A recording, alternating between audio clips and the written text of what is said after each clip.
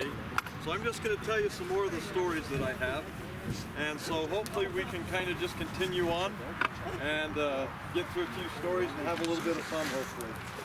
So remember yesterday I was telling you a lot about how mountain men are always hungry? A lot of people don't realize that mountain men, when they would eat, sometimes they would sit down and they would eat 5 to 10 pounds of meat in one setting. Now they didn't eat regular meals like we do. They would eat maybe once a day as long as the hunters brought food in. If the hunters didn't bring in food, then there was nothing to eat. And so they would sit down and they would gorge themselves until they couldn't get any more meat inside of them. So because eating was so important, I'm going to tell you a story about, I was out looking for some food one day and it had been about 2 weeks since I had eaten. And I was getting pretty hungry. And so right against this cliff, nice little valley there's a buck standing out there right next to that cliff. And so I get my gun, check the prime in the pan, make sure everything's ready to go. And I put the sneak on that old buck and I sneak up there. There's a creek right in front of me. I figured, well, this is close enough, so I'll take my shot from here. So I throw the gun up, and just as I get ready to pull the trigger, I hear this growling sound behind me. And I turn around, and there's this big old grizzly bear, and it's coming after me. And I'm thinking to myself, well, I've got to stop that grizzly bear, and I've got to get something to eat. So I threw the rifle up, and I fired, and I shot the cliff, and that bullet ricocheted, hit that old grizzly bear right between the eyes. When I hit the cliff, it knocked a rock off and it came down and hit the buck and killed him. About that time I hear a rattlesnake between my legs, so I step back and I bash my rifle on his head. My ramrod goes shooting up in the air, and about that time a flock of geese come flying over. That ramrod goes up, sticks one of them geese in the belly. That goose comes down, lands in the creek, and knocks 6 trout out on the bank. Really? And I had plenty to eat. That is amazing. Now, you know, most mountain men, when they're out in the hills and trapping and stuff, they use mules and horses. Well, I happen to have this donkey. And this donkey's name was Beelzebub. Now, Beelzebub was a good old donkey, and he'd go anywhere I wanted him to go. Why, he was as sure-footed as any critter out there. Well, we had everything all packed up one time. We was headed for the rendezvous, and we had this cliff that we had to go across. And there was just enough of an edge on there for the animals to hook their hooves in that edge. And so we're being real careful. We're taking all the animals across this cliff when old Beelzebub slips. And he falls all the way down to the bottom of this cliff, and he's laying there on his back, dead. And so we climb down and we take all of our fixings off of Beelzebub's pack, and I'm thinking, you know, he's been a good donkey, but that hide would do me a lot of good. And so I skinned old Beelzebub out, and I put him in my pack, and we took off up and we went to the rendezvous. And we're in our camp one night when I hear this scratching at my tent. I'm like, what is that? And I pull the flap of my tent back, and there's old Beelzebub. And he's just a shivering because he doesn't have any hide on anymore. And so I'm feeling sorry for him, so I take his hide out and I put it back over him. Well, the only problem is when you take a hide off of something and it dries a little bit, it shrinks. So now his skin was too small for him. So I'm thinking, well, what can we do? When I realized that not the other day we'd killed some sheep.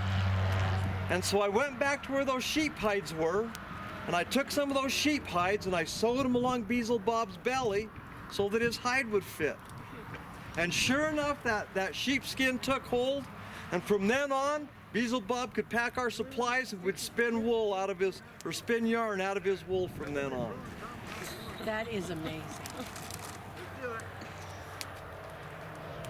Now, Juan isn't here.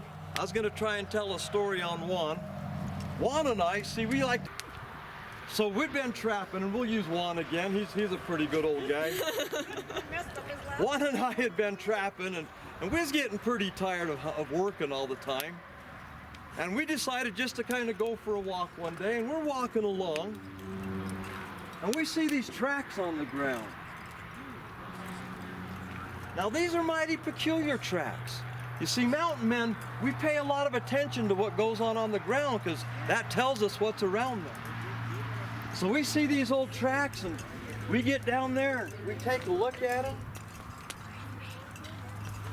And they're kind of long like a grizzly bear, but kind of round like a cougar. And we'd never seen this before. And so we decided that we was going to track this animal, whatever it was, and find out just exactly what that critter looked like. And so it goes right into these bushes. And there's these bushes right here. And you know you got to be really quiet when you're going through the bushes.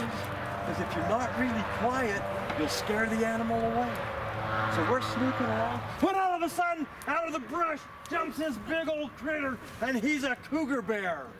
And we've never seen a cougar bear before, so one, he takes off running downhill, and I take off running uphill, because everybody knows that cougar bears don't run uphill.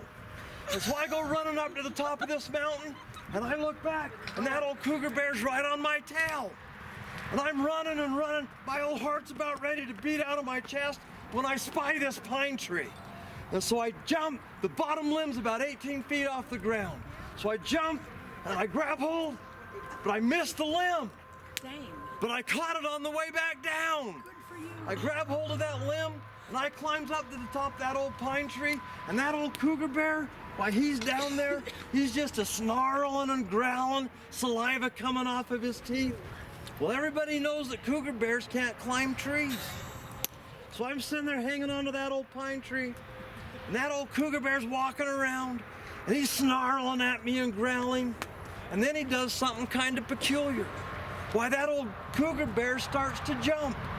And every time that old cougar bear jumped, why, he'd get a little bit higher and a little bit higher until pretty soon he was about to my toes. And I thinks I've got to do something or that cougar bear's gonna get me. And I know that when people grab hold of my whiskers, it hurts. And so I got a hold of that tree, and I was gonna grab that old cougar bear by the whiskers. That old cougar bear jumps, and I shut my eyes, and I grab, and I miss. And I look down there, and that old cougar bear, he's down there circling around, getting ready to make another jump. So I'm hanging onto that old pine tree. That old cougar bear jumps, and I shut my eyes, and I reach, and I grab hold of something and gave it a mighty yank. And I look down, and that old cougar bear, he's just running around, yelping and hollering and screaming. And he's running off, and he's kind of funny looking. And I look in my hand, and you know I'd reached right down that cougar bear's throat, grabbed a hold of his tail, and yanked his hide right off of him. So I clumsed down out of that tree, and I went down, found old Juan, and he was doing okay. So we took that hide and we tanned it, and it's still in our lodge today.